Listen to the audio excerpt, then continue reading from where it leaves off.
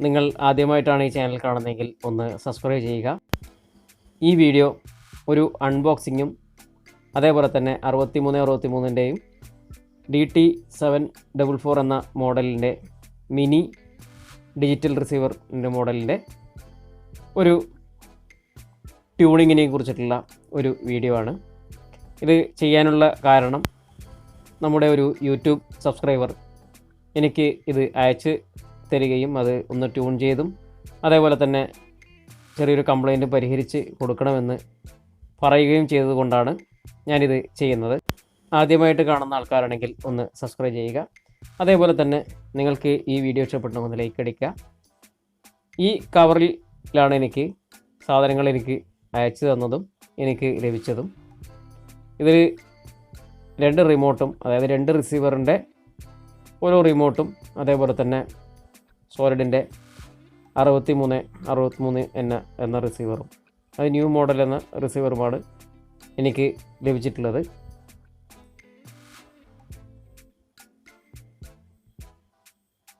ഇത് വളരെ ചെറിയ ഒരു റിസീവറാണ്.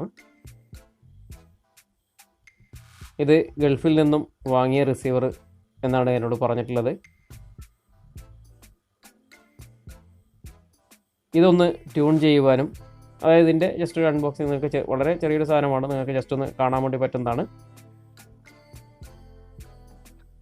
ഇതിൽ ഒരു LMB ഇന്നാണ് നമുക്ക് ഇതിനകത്ത് വരുന്നത്. അതേപോലെ USB കണക്ട് ചെയ്യാനുള്ള ഒരു പോർട്ടുണ്ട്. അതേപോലെ പവർ സപ്ലൈ 12 വോൾട്ട് നോർമൽ. നമുക്ക് നോർമൽ റിസീവറിൽ വരുന്ന സെയിം അതേപോലെ തന്നെ ഉള്ള ഒരു പവർ സപ്ലൈ ആണ് ഇതിനും വരുന്നത്. 12 വോൾട്ടിൻ്റെ സപ്ലൈ ആണ് വരുന്നത്. HDMI കണക്ഷൻ ഉണ്ട്.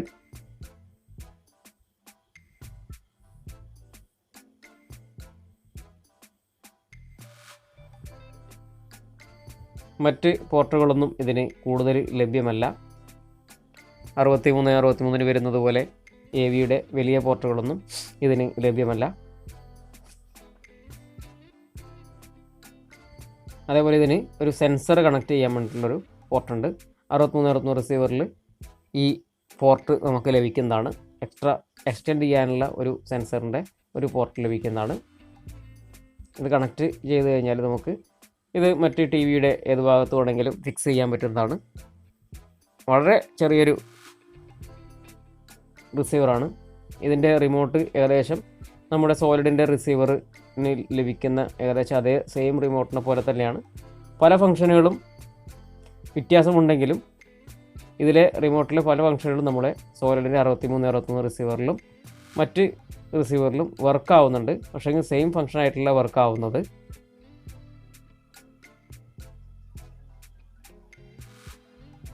ഇപ്പോൾ HDMIയും അതേപോലെ തന്നെ നമ്മുടെ സെൻസറും കണക്ട് ചെയ്തിട്ടുണ്ട്. ഇത് സെൻസർ നമുക്ക് വർക്കാവുന്നത് കാണാം.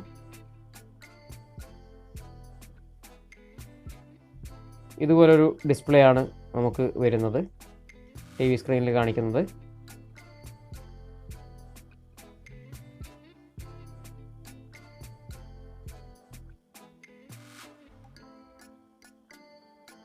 ഇത് നോർമൽ എല്ലാ റിസീവറും ട്യൂൺ ചെയ്യുന്നത് പോലെ തന്നെ നമുക്ക് സാറ്റലൈറ്റ് എന്ന് സെലക്ട് ചെയ്തതിന് ശേഷം നമ്മൾ ട്യൂൺ ചെയ്യുക. നോർമൽ ചെയ്യുന്നത് പോലെ തന്നെ ചില ഫംഗ്ഷനുകൾ ചെറുതായിട്ട് മാറ്റങ്ങൾ ഉണ്ടാവാം.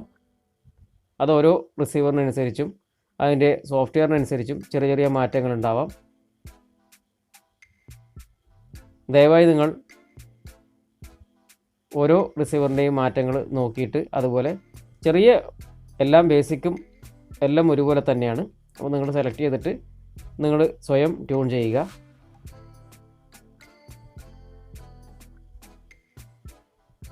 ഞാനിത് ചെയ്തു കൊടുക്കുന്നതിൽ യാതൊരു തരത്തിലുള്ള സാമ്പത്തിക ലാഭവും ഇല്ല. യാതൊരു തരത്തിലുള്ള പണവും വാങ്ങാതെയാണ് ഞാൻ ചെയ്തു കൊടുത്തിട്ടുള്ളത്. അതുകൊണ്ട് തന്നെ ദയവായി നിങ്ങൾ സ്വയം ചെയ്യുക. എന്തെങ്കിലും തരത്തിലുള്ള സംശയങ്ങളുണ്ടെങ്കിൽ നിങ്ങൾക്ക് സ്ക്രീൻഷോട്ട് എടുത്തതിന് ശേഷം നിങ്ങൾക്ക് വാട്സപ്പിൽ മെസ്സേജ് ചെയ്യാവുന്നതാണ്. ഞാൻ എന്നെക്കൊണ്ട് അറിയുന്ന രീതിയിലുള്ള എല്ലാ സപ്പോർട്ടുകളും ഞാൻ നിങ്ങൾക്ക് നൽകുന്നതാണ്. നോർമൽ ഇതിൽ CBAND എന്ന് സെലക്ട് ചെയ്തു. അതേപോലെ തന്നെ 5150 എന്ന് ഫ്രീക്വൻസി നമ്പറും സെലക്ട് ചെയ്തു. ഞാൻ DISEQC സ്വിച്ച് ചാനലിലൂടെയാണ് കൊടുത്തിട്ടുള്ളത്. അതുകൊണ്ട് ഞാൻ DISEQC കൂടി സെലക്ട് ചെയ്തിട്ടുണ്ട്. നോർമലി നമുക്ക് ബ്ലൈൻഡ് സ്കാൻ ചെയ്യുക.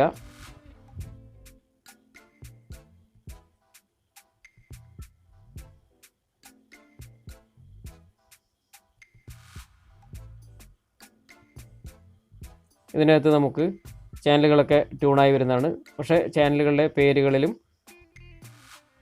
ചില വ്യത്യാസങ്ങൾ നമുക്ക് ഈ റിസീവറിൽ വന്നിട്ടുണ്ട്. ചില റിസീവറിൽ CH2 എന്ന് മാത്രം വരുന്ന സ്ഥലത്ത് കുറച്ചും കൂടി ഡീറ്റെയിൽ ആയിട്ടുള്ള കുറച്ചും കൂടി വലിയ പേരുകളാണ് ഇതിനകത്ത് വന്നിട്ടുള്ളത്. Intelsat 17 ആണ് ട്യൂൺ ചെയ്തത്. ഇതിലെ ഗ്രാഫിക്സ് വളരെ നല്ലൊരു ഗ്രാഫിക്സാണ്. ഇത് എനിക്ക് വളരെയധികം ഇഷ്ടപ്പെട്ടിട്ടുണ്ട്. അതായത് ഈ റിസീവറിൻ്റെ ഗ്രാഫിക്സ് കുറച്ചും കൂടി വ്യത്യസ്തമായിട്ടുള്ളൊരു ഗ്രാഫിക്സാണ് ഇതിനകത്ത് വരുന്നത്.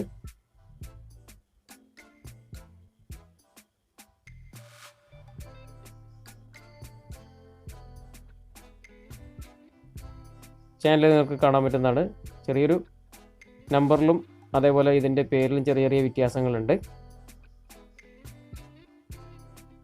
നല്ല രീതിയിൽ തന്നെ വർക്ക് ചെയ്യുന്നുണ്ട്. ഇതിൻ്റെ സിഗ്നൽ കൂടി കാണിക്കാം.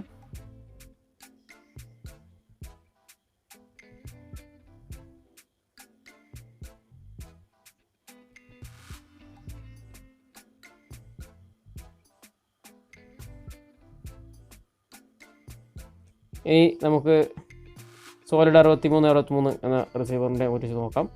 ഇതിന് 2 ഔട്ടുണ്ട്, LMB ഇന്നും LMB ഔട്ടും. ഇത് 2 എണ്ണം ഉണ്ട്.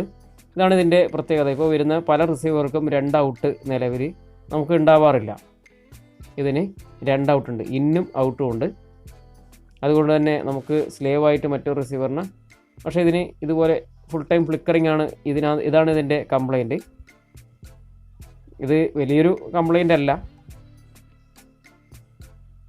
നമുക്ക് വേറെ മെനു ബട്ടണോ മറ്റൊന്നും കൂടുതൽ പ്രസ് ചെയ്യാൻ വേണ്ടി പറ്റുന്നതല്ല. ഇത് കണ്ടിന്യൂസ് ആയിട്ട് ഇങ്ങനെ ഫ്ലിക്കറിങ് ചെയ്തുകൊണ്ടിരിക്കുകയാണ്. നമുക്കിനി ഇതൊന്ന് ഓപ്പൺ ചെയ്ത് നോക്കാം.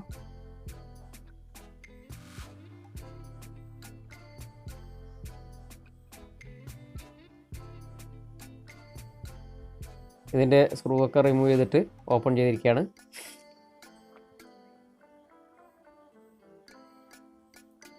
ഇതിനകത്ത് നമ്മൾ ഓപ്പൺ ചെയ്യുന്ന സമയത്ത് മെയിനായിട്ട് നമ്മൾ വളരെയധികം ശ്രദ്ധിക്കേണ്ടത് ഇതിൻ്റെ എല്ലാം ലോക്കാണ്, പ്ലാസ്റ്റിക് ലോക്കാണ്. അപ്പോൾ അതുകൊണ്ട് പൊട്ടിപ്പോകാൻ വേണ്ടി ചാൻസ് വളരെ കൂടുതലാണ്. അപ്പോൾ നമ്മളത് കൂടുതൽ ശ്രദ്ധിക്കേണ്ടതുണ്ട്. അതേപോലെ തന്നെ ഈ 2 റിസീവറിനെ പറ്റി പറയാനുള്ളത് എന്ന് പറഞ്ഞാൽ നല്ലപോലെ ഹീറ്റ് ആവുന്നുണ്ട്, ഹീറ്റ് ആവാതിരിക്കുന്നില്ല, നല്ലപോലെ ഹീറ്റ് ആവുന്നുണ്ട്. അതേപോലെ ഇതിൻ്റെ മേലെ നമ്മൾ കൊടുത്ത ഹീറ്റ് സിങ്ക് പല സമയങ്ങളിലും എൻ്റെ അനുഭവത്തിൽ തന്നെ 6363ൻ്റെ റിസീവറിൻ്റെ ഹീറ്റ് സിങ്ക് ഇളകി പോവാറുണ്ട്. അപ്പോൾ അതുകൊണ്ട് അതുകൂടി നമ്മൾ ശ്രദ്ധിക്കുക. ഇതിൻ്റെ മെയിനായിട്ടുള്ള പാനൽ ബോർഡ്, ഫ്രണ്ട് പാനൽ ബോർഡിലാണ് കംപ്ലൈൻറ്റ് ഉണ്ടായിരുന്നത്. അത് ഞാൻ റിമൂവ് ചെയ്തു, അതേപോലെ ക്ലീൻ ചെയ്തു. ജസ്റ്റ് ഇതിൻ്റെ ഒരു ബട്ടൺ, ഒരു സ്വിച്ചിന് കംപ്ലൈൻറ്റ് ഉണ്ടായിരുന്നു.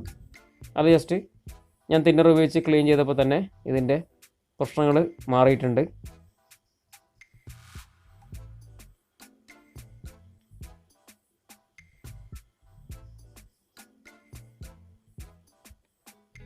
ഇതിൽ ഞാൻ വീണ്ടും Intelsat 17 തന്നെ വീണ്ടും ഞാൻ ജസ്റ്റ് ഒന്ന് ട്യൂൺ ചെയ്തിരിക്കുകയാണ്.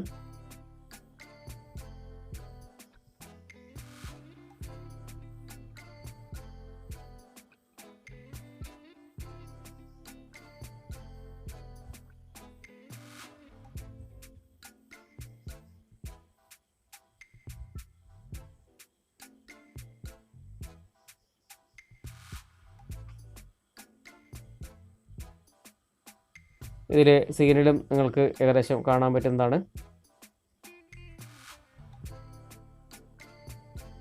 ഇതിലെ ഫ്രണ്ടിലെ പാനൽ ഒരു സ്വിച്ച് ഷോർട്ടായിട്ടുണ്ടായിരുന്നു. അത് ജസ്റ്റ് തിന്നർ ഉപയോഗിച്ച് ക്ലീൻ ചെയ്തപ്പോൾ അത് റെഡി ആയിട്ടുണ്ട്. അതുകൊണ്ട് തന്നെ സ്വിച്ചുകളൊന്നും മാറ്റിയിട്ടില്ല, സെയിം സ്വിച്ച് തന്നെ ഉപയോഗിച്ചു. ഇത് വീണ്ടും ഞാൻ ബോക്സ് അപ്പ് ചെയ്തു. വർക്കിംഗ് ആണ്, നല്ലപോലെ വർക്കിംഗ് ആണ്. അതുകൊണ്ട് തന്നെ ചെറിയ ചെറിയ കംപ്ലൈൻറ്റുകൾ ഉണ്ടെങ്കിൽ ദയവായി നിങ്ങൾ തന്നെ ജസ്റ്റ് അഴിച്ചതിന് ശേഷം വീണ്ടും അതേപോലെ ഒന്ന് ഇൻസേർട്ട് ചെയ്യുക. അതേപോലെ ജസ്റ്റ് തിന്നർ കൊണ്ടോ അങ്ങനെ എന്തെങ്കിലും ജസ്റ്റ് ക്ലീൻ ചെയ്തൊക്കെ നോക്കുക ഫസ്റ്റ്. അതിന് ശേഷം മാത്രം നിങ്ങൾ സാധനങ്ങൾ ആർക്ക് വേണമെങ്കിലും അയച്ചു കൊടുക്കുക റിപ്പയർ ചെയ്യുവാൻ വേണ്ടി. നിങ്ങൾക്ക് ഈ വീഡിയോ ഇഷ്ടപ്പെട്ടെങ്കിൽ ഒന്ന് ലൈക്ക് അടിക്കുക. ആദ്യമായിട്ട് കാണുന്ന ആൾക്കാരാണെങ്കിൽ ഒന്ന് സബ്സ്ക്രൈബ് ചെയ്യുക.